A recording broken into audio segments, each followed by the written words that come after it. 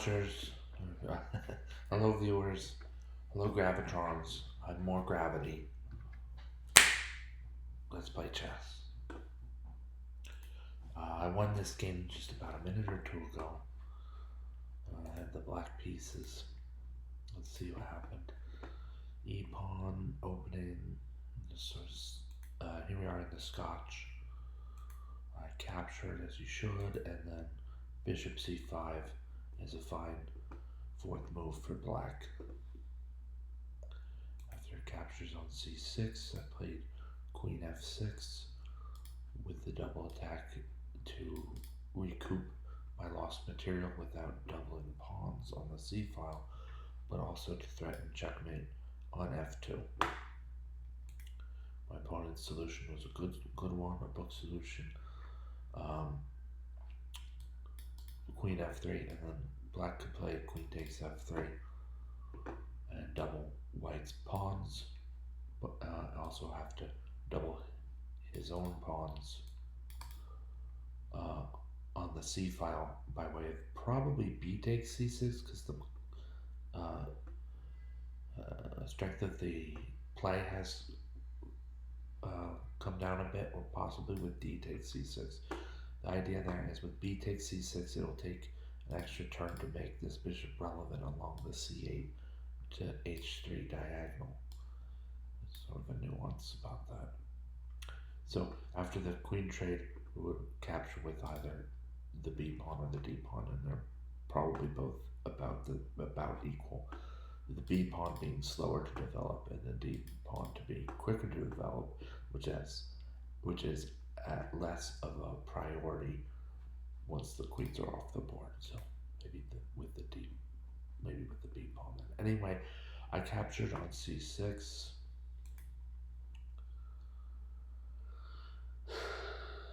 So queen takes c6, and with bishop to d3, we see pawn to d6, kingside castle. It's just sort of normal developing moves. The queens are out and in pretty much safe squares. I like my opponent's move here, pawn to h3, preventing. It's a good move for white to prevent bishop to g4, which could be tricky for black. So pawn to h3 cuts that out before it happens. It's just a good prophylactic move. Bishop e6, and then bishop g5 by white. Like I said, just developing moves. h6. Now I think I might have missed this here, because after h6, bishop takes f6, pawn takes f6, queen takes f6, white's ahead of pawn, and black must move out of the way of being able to castle. There's also the idea of playing one rook, probably the a rook, rook at a to g8 for black, which doesn't look all that bad. So anyway, I missed that while playing. I played pawn to h6, just trying to question. They call it putting the question to the bishop. We chess players call it putting the question to the bishop.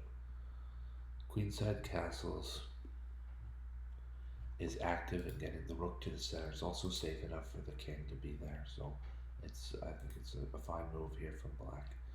It keeps open the opportunity of putting the now d8 rook on f8 or g8, or sometimes even e8, to help some sort of pawn storm on the king side. And it's white's king side. a3, queen to b6, bishop takes c5, and we actually choose to double the pawns here in order to open up the d file for our rook. The alternative, queen takes c5, also would push the queen off of the pressure she's putting against b2. So to capture with the pawn here, and even though these are doubled, is not all that bad for black. Let's say the queen moves and then the move pawn to b6 could be a strong pawn formation, although we would be wary of bishop to a6 check when that happens.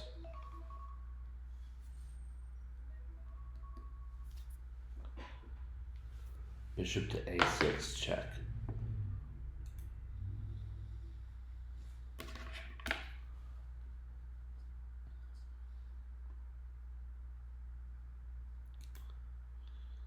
Now, rook to e8. With these central rooks, I've decided not to push a pawn storm on the king side. And knight d7, simply aiming at knight to e5, where once the queen moves, I can snag the long range bishop on d3. If if the spirit moves me, so to speak. Knight to d5, and I'll capture that knight, right? This knight's on a really strong outpost. It can be strengthened. It's got multiple points of power behind that knight. So he's hitting at my queen at b6. He's attacking my queen at b6, so I'm going to capture the knight.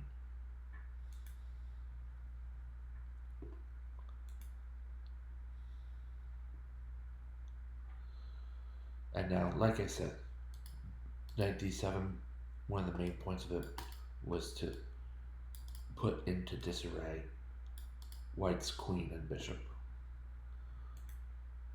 White decides he, she, or they are going to solve that question by moving the queen to g3 where it's safe, and the bishop is still protected and all that. But I'm going to take that bishop off anyway. And it's, we're in an even game. So movement in the center here.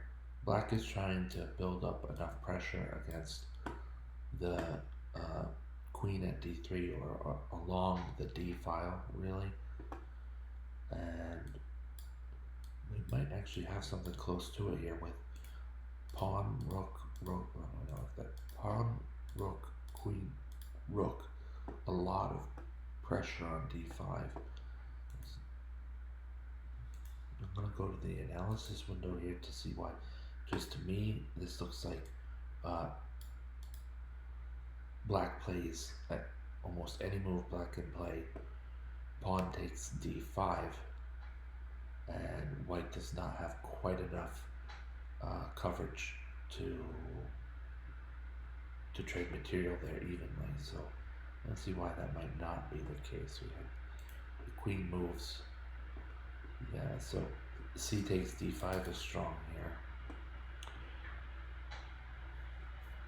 So I made a choice. This is sort of an off-board consideration, but as my opponent is low on time, I decided to play queen to g6, thinking that there's less ways for me to, drop a queen and have my opponent checkmate me if we simply trade queens on g6. We traded queens, and what's that?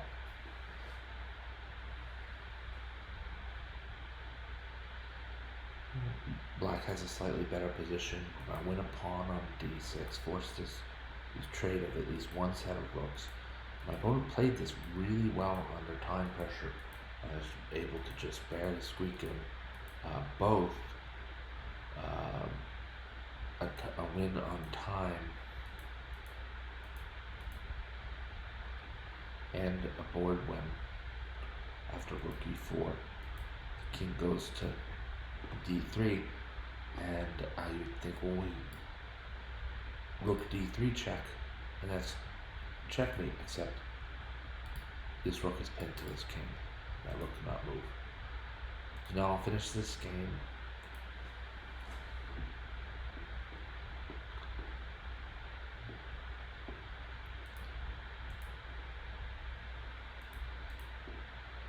against computer.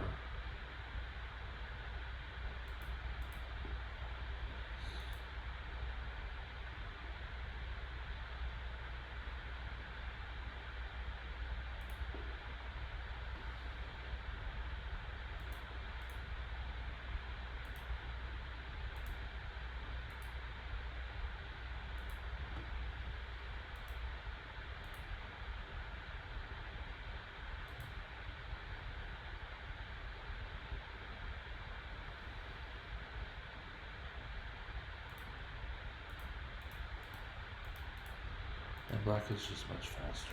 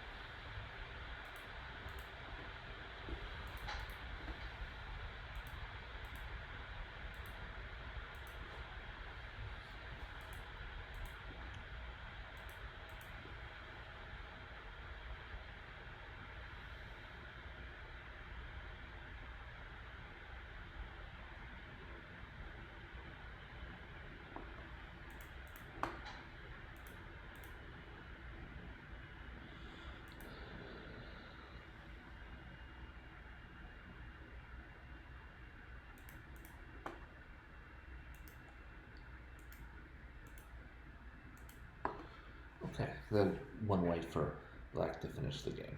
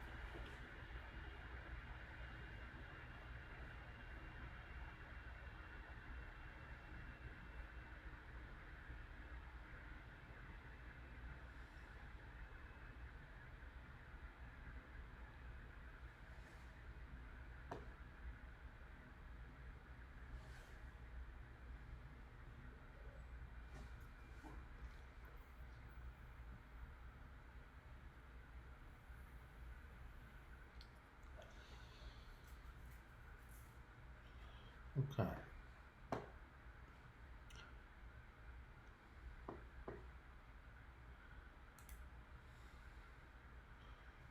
Thank you all for watching. Thank you, Gravitrons. I'm more gravity. Have a great night.